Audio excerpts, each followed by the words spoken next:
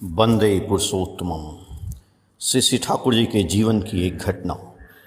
एक दिन आजुदियार के घाट पर आकर एक नाव लगी, बड़ा सा व्यापारी नाव, उसमें 25-30 लोग सवार हैं। हठात इतने लोग कहाँ ले जा रहे हो माझी? उत्तर मिला, ग्वालंदर। कहाँ जाना है? रायता घाट। मगर हिमायतपुर घाट किधर है? दियारे के लोग हिमायतपुर दिखा दिए। वह तो दिख रहा है, वही तो है, बढ़ जाओ। 5 मंजिल बरामदे में खड़े रहकर देख रहे हैं ठाकुर। दियारे से आकर हिमायतपुर के घाट पर नाव लगी। ये कौन लोग आए जिनके लिए प्रतीक्षा कर रहा हूँ? शायद वे ही लोग। नाव को देखते ही ठाकुर घर के अंदर चले गए, सीधे माँ के पास। माँ, तेरे घर में अतिथि आए हैं, तैयारी करो। माँ की रसोई में तो अतिथि का आना जाना तो लगा ही हुआ है। यह तो कोई नई बात नहीं है। हिमायतपुर का ठाकुरबाड़ी कहाँ है? नाव से उतरकर गांव के लोग जो यात्री थे उन्होंने पूछा। आ गया है और नहीं जाना है। हाथ उठाकर लोगों ने दिखला दिया। तरणी चलाना खत्म हो गया, अब किनारे पर पहुँचे हो। नीड़ से तीर पर आए। तीर पाने पर अब और तरी नाव चलाना नहीं है, अब घाट पर लंगर डालना है। तटस्थ होने के बाद आत्मस्थ होना है, और आत्मस्थ होना क्या है? आत्महारा होना है। हरिचरण में विस्मृतात्म होना है। एकमात्र वे ही हैं चिरस्थिर। वे गतिमय होकर भी स्थिर हैं, अपनी गति में अच्युताक्षर हैं। वे अटल हैं मगर अचल नहीं, इसलिए ईश्वर हैं गति समतम, गति के नायक, फिर स्थैर्य के विग्रह। वे गति दे रहे हैं और स्थैर्य भी दे रहे हैं। उनमें स्थित चित्त हो पाने पर ही हम लोगों का स्थैर्य है। ऋषिकेश ऋषिकानि यस्य स्थैर्यतानि स एव धर्माप्योनिति संसारे जीव चंचले। ऋषिकेश में जिसने स्थिरता लाभ किया है वही तो स्थिर हो पाया है। उनमें स्थिर होने पर तब शुरू होती है उसकी अनंत गति। तब वृत्त भेद कर केंद्र की ओर गतिमान रहता है, और वृत्त भेद होते होते ही वृत्त भेद है। स्थिर होने का अर्थ तो अस्थविर होना नहीं है, पंगु या अचल होना नहीं है। भगवान तथागत अंगुलीमाल के वन की ओर चल पड़े हैं। अंगुलीमाल महादस्यु है, उसकी भीषण प्रतिज्ञा है मनुष्य के सहस्त्र अंगुलियों से माला तैयार कर गले में पहनेगा। वन के अंदर बुद्धदेव को जाते देखते ही अंगुलीमाल ने पुकारा, कौन जा रहा है? ठहरो। मगर बुद्धदेव तेजी से आगे बढ़ते ही जा रहे हैं। अंगुलीमाल की बातों का उन पर कोई असर नहीं, उधर घूमकर भी नहीं देख रहे हैं। अंगुलीमाल तो गुस्से से लाल हो गया। सोच रहा है, यह कैसा दुस्साहसी व्यक्ति है। कौशल राज्य में ऐसा कोई नहीं है जो मुझे देखकर नहीं डरता है। स्वयं राजा प्रसेनजीत तक मेरे नाम से डरता है, और यह व्यक्ति मेरा हुक्म सुनकर भी नहीं ठहरा। बहरा है क्या? और भी तेज आवाज में हुंकार दिया, सुनते हो? स्थिर हो जाओ। तथागत पूर्व की भांति तेज कदमों से बढ़ता रहा। अंगुलीमाल विस्मित हो गया, फिर से गुस्से में चिल्लाकर कहा, सुनते हो? स्थिर हो जाओ। तथागत ने इस बार उत्तर दिया, कहा, मैं तो स्थिर ही हूँ, तुम स्वयं स्थिर बनो। मगर चलना बंद नहीं किए। कैसी बात? तुम तेजी से आगे बढ़ते जा रहे हो और कह रहे हो स्थिर हो तुम, इसका अर्थ पागल हो क्या? बुद्धदेव ने कहा, मैं यथायथ ही कह रहा हूँ, मैं स्थिर ही हूँ। कैसे? क्रोधान्वित दस्यु इस बार जिज्ञासु हुआ। स्थिर का क्या अर्थ है जानते हो? बुद्धदेव अंगुलीमाल को समझाते रहे, मैं प्रेम धर्म में स्थिर हूँ। अपनी सत्ता के सात्वत धर्म से मैं कभी भी स्खलित नहीं होता हूँ। मैं उसी नित्य स्थिर को अनुभव करता हूँ। मेरे अंदर उसकी स्फूर्ति है, इस कारण मैं स्थिर हूँ। स्वधर्म निष्ठा का नाम ही है स्थैर्य। अच्युत ईश्वर निष्ठा में ही है जिसकी पराकाष्ठा। तब धीरे धीरे अंगुलीमाल समझा। समझने के पश्चात बुद्धदेव के शरणापन्न हुआ। स्वभाव च्युति से स्वभाव स्थैर्य में आया, ऐक्य में ग्रथित हुआ। बुद्ध केंद्रिक चलन चरित्र में ध्रुव गति हुई। बुद्ध में स्थिर होकर रुद्ध गतित्व से उत्तीर्ण हुआ। लोग सारे भी अब स्थिर हो गए। तब क्या आ पहुँचा हूँ? माँ ने ठाकुर जी को बुलाकर पूछा, कितने लोग हैं? चलो देखना, बाहर आओ। अतिथि का दल आकर प्रणाम कर खड़ा हुआ। कहा, प्रभु हम लोग नमो शूद्र हैं, खेतिहर के दल हैं। अच्छा तो है, ठीक तो है। ठाकुर जी के मुख पर आंतरिकता की हंसी है। अतिथि के प्रति सादर प्रयत्न में विनम्र हैं। मगर शूद्र कहना ठाकुर जी को पसंद नहीं आया। शूद्र भला कैसा? शूद्र तो मात्र सूचीकृत अनार्य है। जब तक रक्तधारा में आर्यकरण नहीं होता है तब तक ही वैसी बात कही जा सकती है।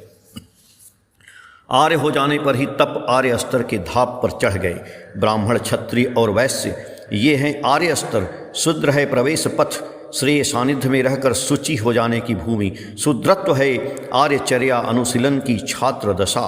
कोई भी आर्यपुत्र यदि कहता है हम लोग शूद्र हैं तो ठाकुर व्यथित होते हैं, उसी अज्ञता के लिए दुखित हो जाते हैं।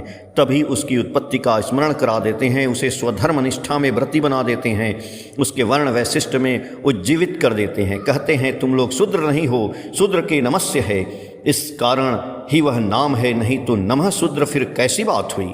तुम लोग हो पार्श्व विप्र, शूद्रा पत्नी के गर्भ में ब्राह्मण और सजात संतान।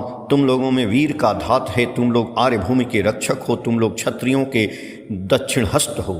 ठाकुर जी ने हाथ जोड़कर प्रति नमस्कार किया और फिर निमंत्रित किया, यहीं पर ही तुम लोगों को भोजन करना है। दूसरी तरफ माँ इतने लोगों को देखकर चौंक गई। एक नहीं, दो नहीं, 5, 7 नहीं, ये तो कुल 25-30 जन हैं। अतिथि देखकर काबू होने वाली नहीं है मनमोहिनी।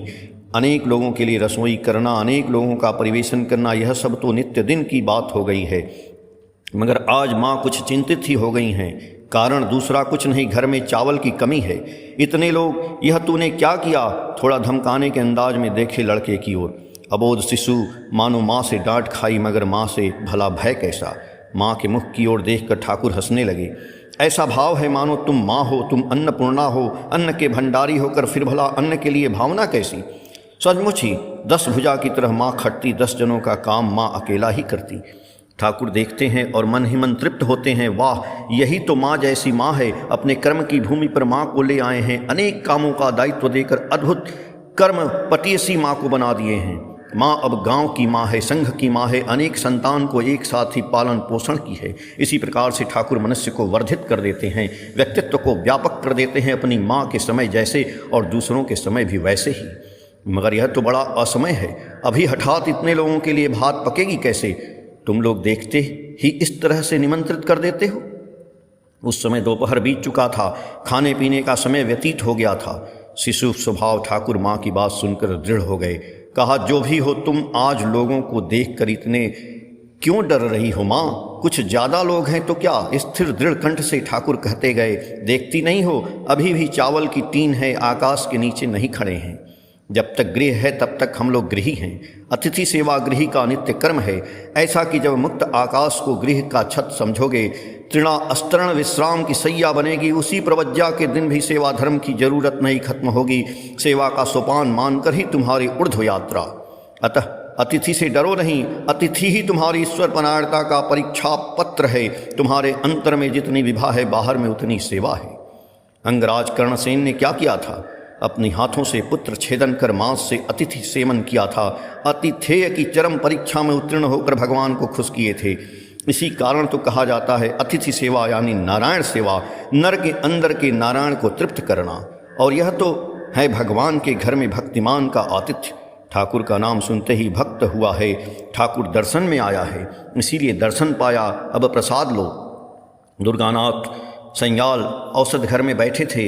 माँ ने जाकर पुकारा, बाबा सुनो तो इधर आओ। बेटा देखकर क्या सोचेगा, यही सोचता है यह क्या माँ इतनी घबरा गई है, इसी के लिए दूसरे के निकट हाथ फैला रही है क्या। अतः नेपथ्य में जाकर दुर्गानाथ को बुलाई। आकर पद्मा के किनारे ज्ञान चौधरी के आम बगान के निकट खड़ी हुई। देखो तो बाबा अनुकूल की बुद्धि। दुर्गानाथ से घर की बातें माँ ने कहा, देखो तो उतने सारे लोगों को खाने पर बुलाकर निश्चिंत होकर गपशप कर रहा है, दूसरी तरफ घर में चावल की कमी है, क्या करूं, एक उपाय सोच कर देखो तो। दुर्गानाथ ने कहा, आप परेशान न होंगी। उन्होंने जब खाने के लिए कहा है तो अन्नाभाव नहीं होगा, कुछ न कुछ व्यवस्था होगी ही। बल्कि आप यहाँ खड़ी रहें, मैं गोष्ठी की दुकान देख आता हूँ, चावल यदि रहता है तो उधार ले आऊँगा। बाबा मेरे, तब वही देखो तो। दुर्गानाथ को भेजकर माँ प्रतीक्षा कर रही हैं। इसी समय पद्मा नदी के तीर पर एक छोटी नौका आकर लगी। नौका से एक व्यक्ति ने पुकारा, ओ माँ चावल नहीं लेंगी? माँ इधर उधर देखने लगी, किसने कहा यह बात? नौका वाला व्यक्ति तब तक नीचे उतर गया था। ऐसे चावल से लदा छोटी नौका कदाचित इधर आती, मगर उस व्यक्ति को देखकर लगा वह मानो चावल को लेकर थोड़ा विपन्न ही हो पड़ा है। विनम्रतापूर्वक हाथ जोड़कर कहा, माँ जी चावल को यदि रख लेती तो बहुत अच्छा होता, थोड़ा ही है। चावल तो रख लेती, मगर पैसा तो हाथ में अभी नहीं है। उसके लिए क्या है, लेंगी तो कहिए घर पहुंचा देता हूं, जब सुविधा होगी दे देंगी। कितना चावल है? 2 बोरे में 4.5 मन। कितना दाम देना होगा? जो उचित समझेंगी दे देंगी। दाम दर करने की भी फुर्सत नहीं है, ज़बरदस्ती घर में ले जाकर चावल पहुंचा दिया। दुर्गानाथ तब तक लौट गया है। गोश्त की दुकान में चावल नहीं मिला।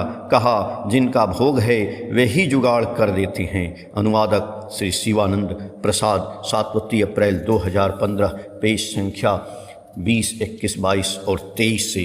जय गुरु।